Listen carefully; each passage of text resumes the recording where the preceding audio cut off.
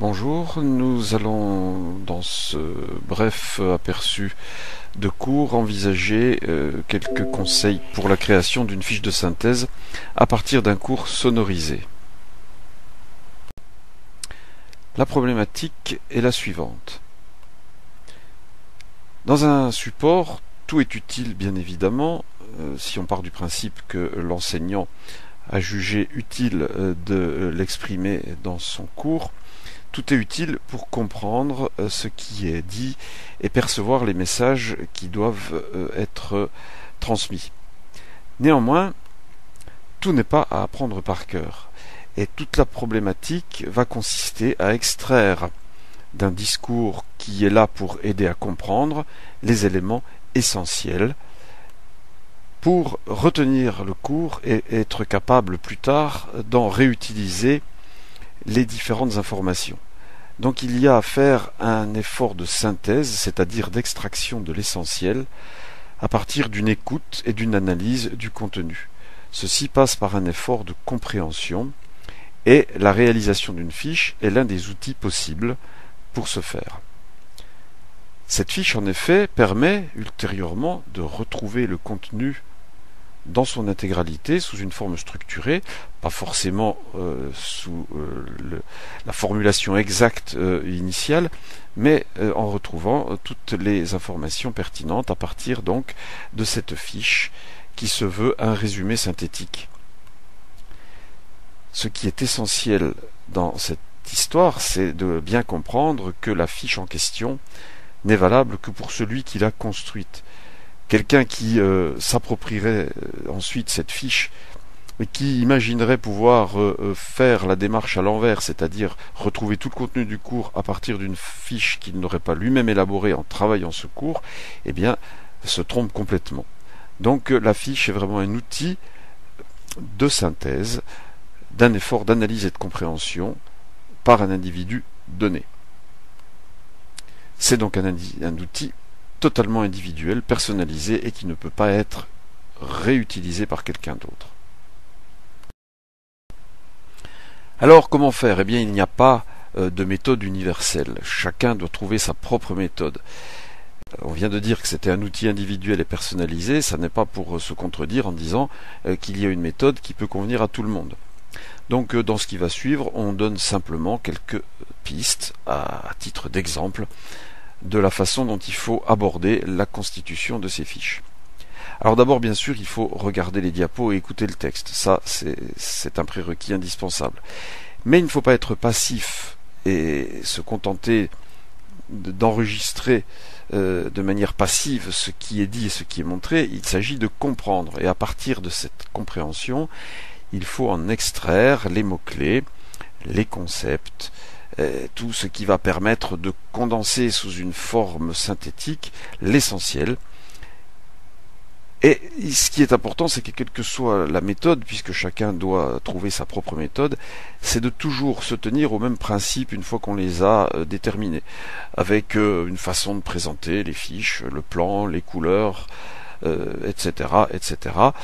Une fois qu'on a trouvé, il faut s'y tenir, parce que c'est cette présentation régulièrement réutilisée qui donne toute sa force à ces fiches. Alors, pour bien nous faire comprendre, prenons un exemple. On va utiliser une diapositive qui va suivre et qui, par exemple, peut illustrer la façon de conditionner des olives donc de table pour les manger. Alors voyons voir ce que ça donne. Eh bien, lorsqu'on envisage ce cours sur la préparation des olives de table après cueillette, on peut dire les choses suivantes.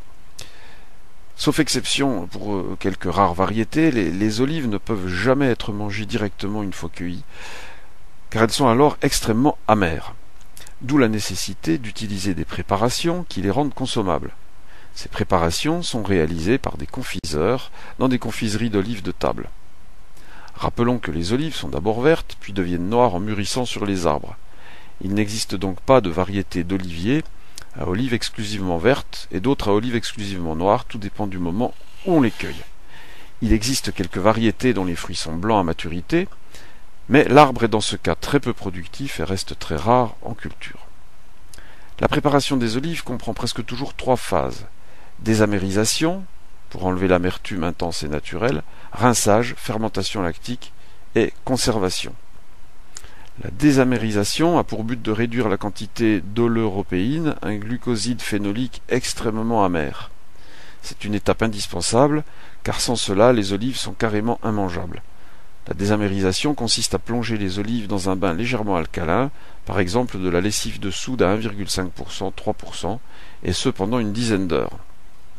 Les olives sont ensuite rincées à l'eau claire pendant plusieurs jours, afin d'éliminer le plus possible la soude résiduelle, ainsi qu'un aglycone phénolique qui est un produit de l'hydrolyse alcaline de l'européine. Ceci est réalisé en 3 à 4 cycles de lavage. Les olives, une fois désamérisées et lavées, sont mises dans des cuves de fermentation contenant une saumure, c'est-à-dire un mélange d'eau et de sel de mer.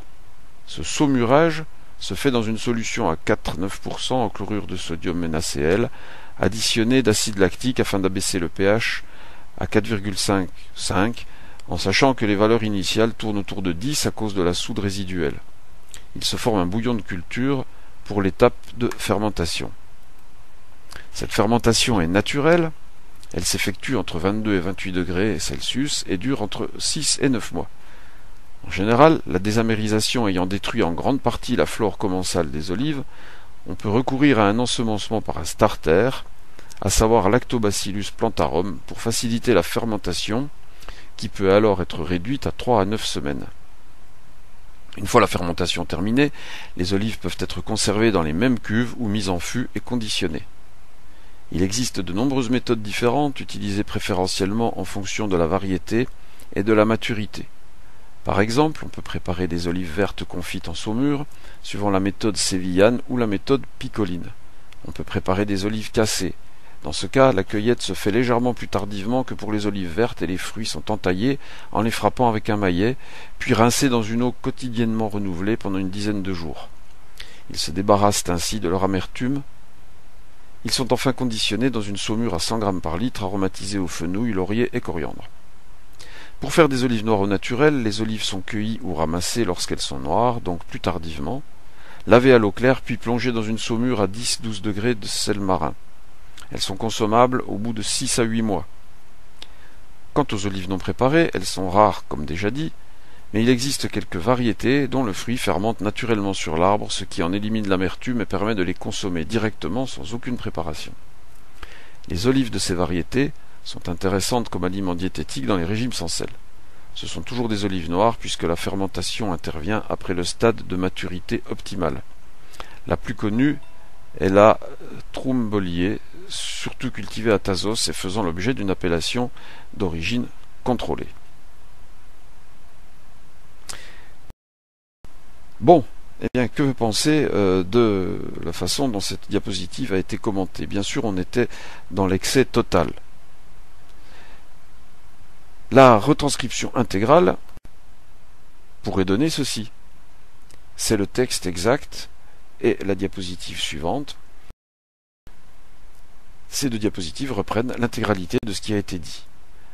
On voit bien que c'est totalement impensable de retenir le cours à partir de cette transcription intégrale parce qu'il y a beaucoup trop d'informations. C'était volontaire et si on veut exploiter tout ce texte qui est dit sur une seule diapositive, bien évidemment c'est totalement excessif, mais forçons le trait pour bien nous faire comprendre, eh bien il faut absolument extraire l'information qui va permettre plus tard de retrouver tout ça. Alors voilà une proposition de fiche. On voit bien que la transcription intégrale est fastidieuse et en plus elle est contre-productive, car tout est sur le même plan, les choses essentielles, les détails, les illustrations, les explications, les curiosités annexes qui n'ont qu'un intérêt d'illustration, etc. Donc il faut extraire l'essentiel, les notions importantes, en les organisant. Et donc, voici la fiche que l'on peut proposer. Je vous laisse l'analyser, ça n'a qu'une valeur d'exemple. Mais il faut arriver à quelque chose comme ça. Alors l'exercice que vous pouvez faire, c'est de reprendre cette fameuse diapositive sur le conditionnement des olives, faire l'effort d'écouter tout le baratin qui est dit dessus, et de vous amuser à extraire des informations. Et puis vous comparez avec la fiche qui est proposée ici. Et vous verrez que, à partir de quelques mots-clés, quelques phrases, eh bien, finalement, une fois qu'on a compris les principes, on est capable de retrouver l'essentiel de tout ce qui est dit, sauf ce qui n'a qu'un intérêt illustratif et qui n'est donc vraiment pas à retenir. Vous comprenez bien que c'est plus quelque chose destiné à être médité qu'à être pris pour argent comptant, mais ce sont quelques pistes que nous vous proposons pour ce faire.